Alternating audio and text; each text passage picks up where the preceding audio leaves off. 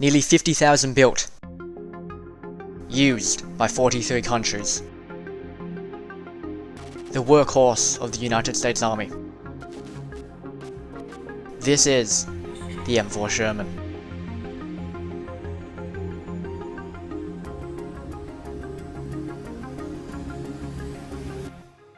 In 1942, the world was at war. The German Reich had reached the gates of Moscow,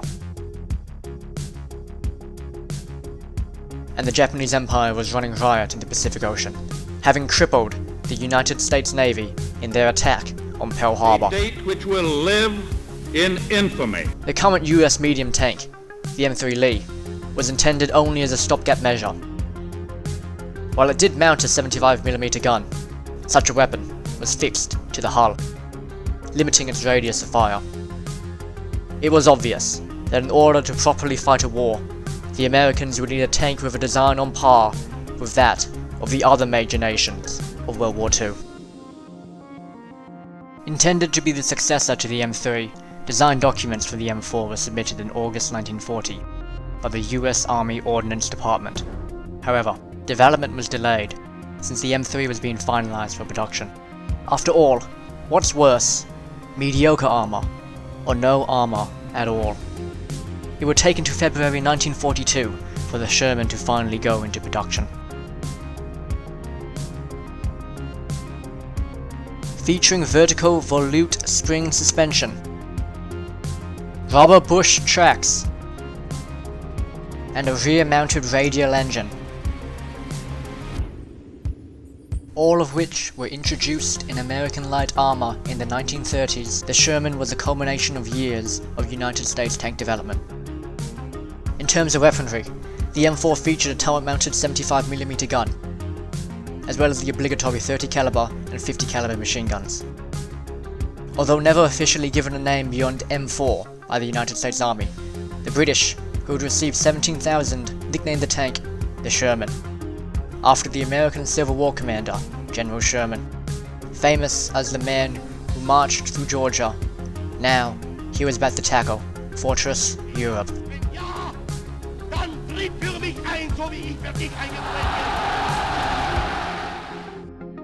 The British would first employ the tank in General Bernard Montgomery's victory over Erin Rommel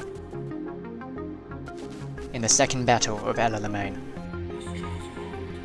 and the first Shermans to see combat in American use landed in the Allied invasion of Morocco, codenamed Operation Torch, in November 1942. The landings were a success, although despite participation in these victories, early service for the tank was mixed, with the vehicle quickly developing a reputation for ammunition catching on fire when hit, with the expected results. This would lead to the nickname Ronson, a reference to the cigarette company's motto, "Lights every time." This reputation, however, was undeserved.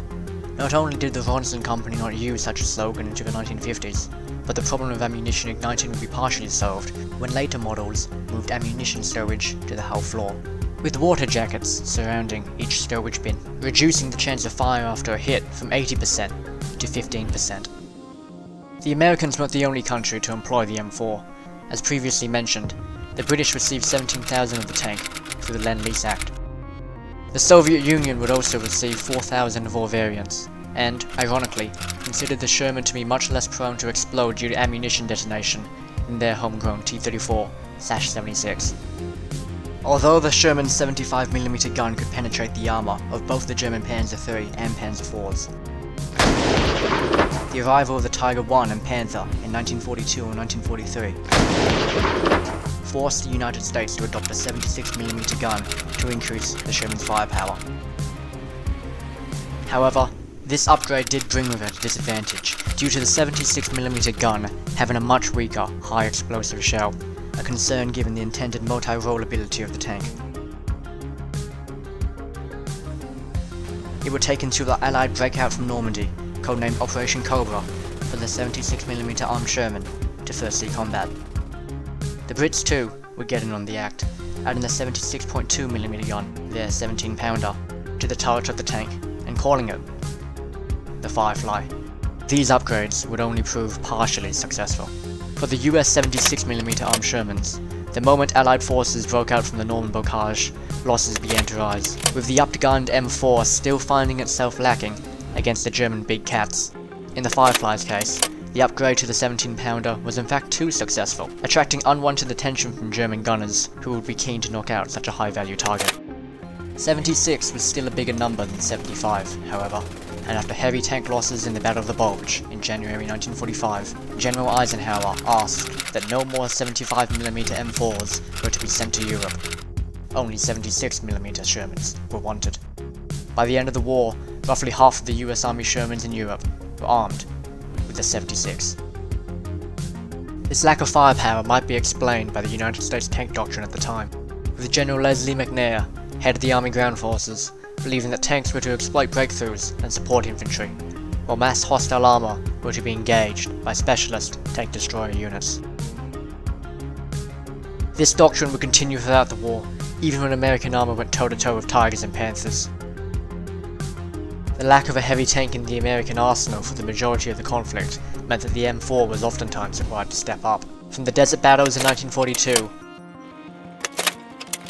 all the way to the fall of the Reichstag in 45, the Sherman saw it all in Europe and Africa, while in the service of the Americans, the British, the Canadians, the Free French, and the Russians. In comparison to the Western Front, the Sherman tank was seldom used in the Pacific Theatre, with the USA not deploying a single armoured division in their fight against the Japanese. Thick jungle, as it turns out, doesn't make for good tank terrain. Even then, flamethrower-modified Shermans were often called upon to burn dogged Japanese defenders out of their fortifications. The end of the war meant the beginning of the end for the Sherman in American use. It remained in service during the Korean War, where it proved a comparable foe to its communist counterpart, the T-34-85. However, by 1957, the relentless march of time had finally caught up with the Europe-freeing legend, and it was replaced by the M48. That may end the Sherman story in American hands, but the tank would later play an integral role in the military history of Israel, seeing combat in the Six-Day War of 1967 and the Yom Kippur War of 1973. Of course, the Israelis too added their own modifications to the veteran vehicle, swapping out the original 75mm gun for one chambered in 105mm. This upgrade gave the tank a new lease on life, where it fought against newer T-54/55s and T-62s.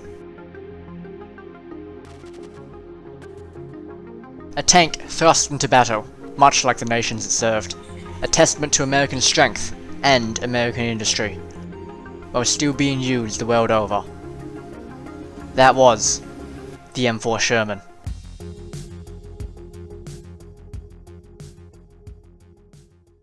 What was the name of your first true love?